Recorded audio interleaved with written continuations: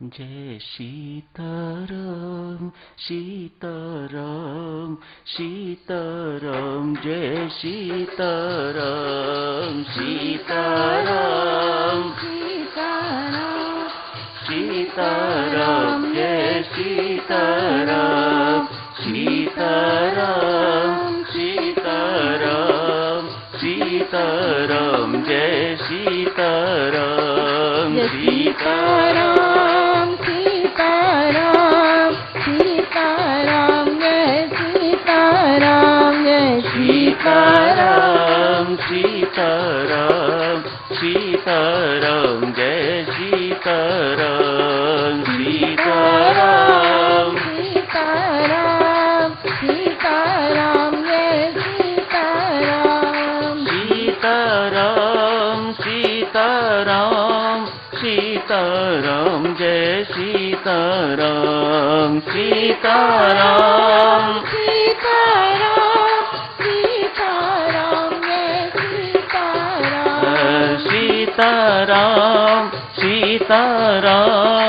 सीताराम जय सीताराम सीताराम सीताराम सीताराम जय सीताराम सीताराम सीताराम सीताराम जय सीताराम सीताराम सीताराम सीताराम जय सीताराम सीताराम सीताराम सीताराम जय सीताराम सीताराम सीताराम सीताराम जय सीताराम सीताराम सीताराम सीताराम जय सीताराम सीताराम सीताराम सीताराम जय सीताराम सीताराम सीताराम सीताराम जय सीताराम सीताराम सीताराम सीताराम जय सीताराम। बहुत बहुत धन्यवाद माला। आज के प्रसंग में साक्षी भगवान श्री मध्य मामा कैकेयी से आदेश पाके सीधे मां कौशल्या के महल में पहुंचे। मां कौशल्या उस वक्त हरिभजन में लगी हुई है। उस बेचारी को कोई पता नहीं क्या सूचना मुझे मिलने जा रही है।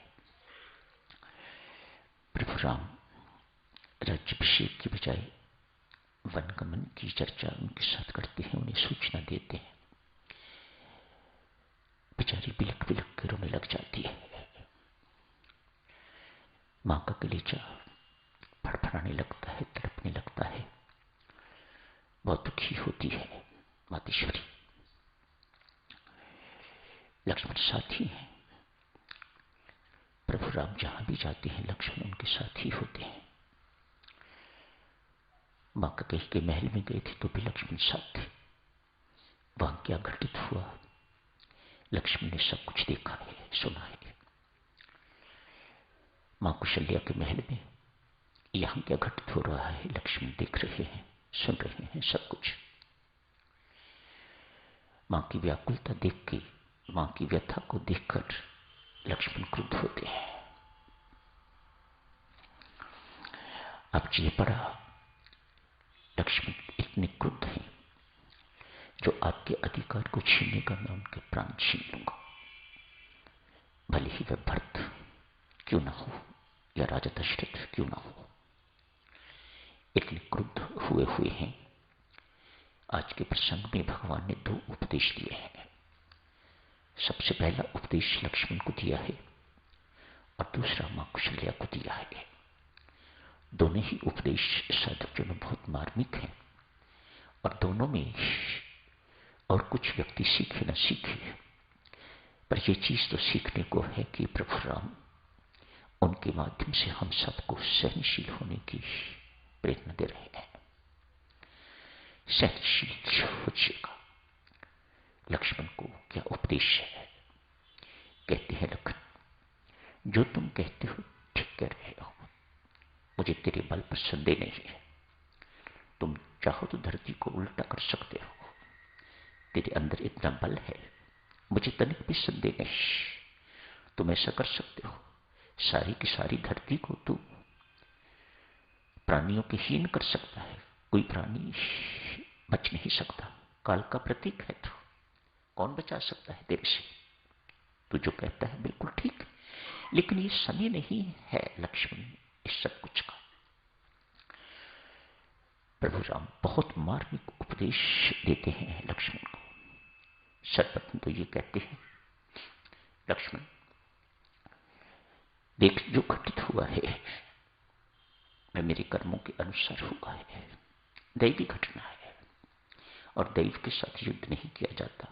उसकी बात को सहर्ष स्वीकार किया जाता है, उसको सहन किया जाता है। फिर तो जिनके लिए ये सब कुछ कर रहा है वह यदि नित्य होती तो मैं समझता कि तेरा क्रोध होना सार्थक है।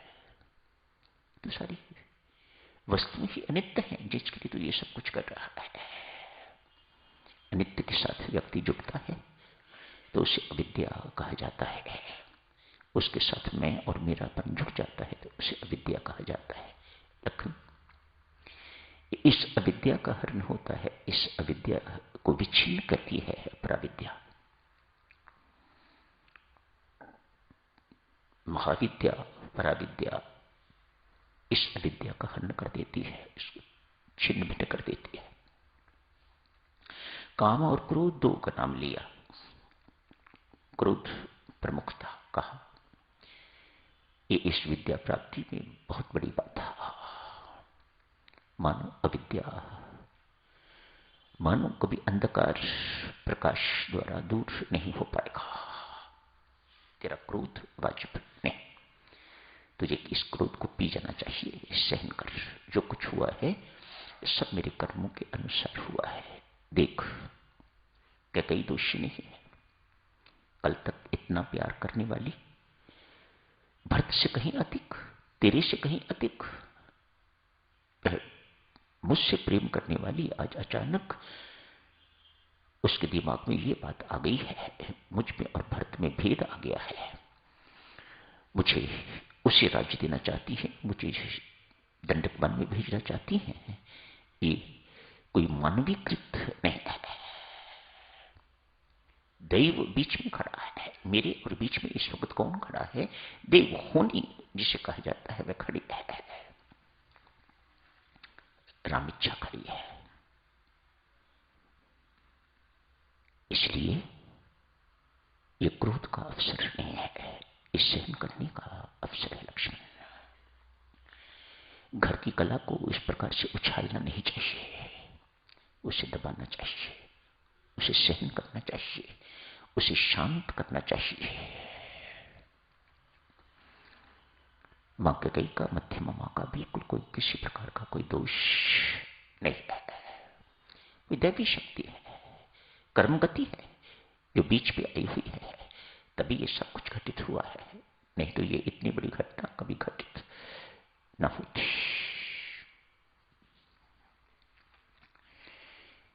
लक्ष्मण जी उपदेश सुन के तो शांत होते हैं। मां कौशल्या प्रभु राम के साथ जाने को तैयार हो रही है। मां का अधिकार है, अपने अधिकार को वे जताते हुए कहती है, एक मां ने तुझे ये कहा है, मैं जननी हूं तेरी, मेरा अधिकार अधिक है तेरे ऊपर, उस अधिकार से कहती हूं कि मैं तेरे साथ दंडक वन में चलूंगी। प्रभु राम मां कौशल्या को उपदेश देते हैं। यहां पर वैदिक धर्म तेरा धर्म मातृश्रीय नहीं है, पति की सेवा है तेरा धर्म, पुत्र के साथ तेरा धर्म नहीं बनता। लोग हंसेंगे, शास्त्र हंसेगा, श्रुतियां मजाक करेंगी, राम की मैया क्या निर्णय लिया है इसने, ये निर्णय ठीक नहीं है, तेरा पति के साथ ही रहना उचित बनता है, पति की सेवा करनी ही तेरा धर्म है। यह रहे, उन्हें मेरी याद आए तो इधर उधर की बातें करके तो मेरी याद से उन्हें रोने ना देना, मेरी याद में उन्हें रोने ना देना, स्वयं भी सहनशील बनना और पिताश्री को भी सहायता देना। सुंदर उपदेश, बहुत सुंदर उपदेश। पत्नी का कर्तव्य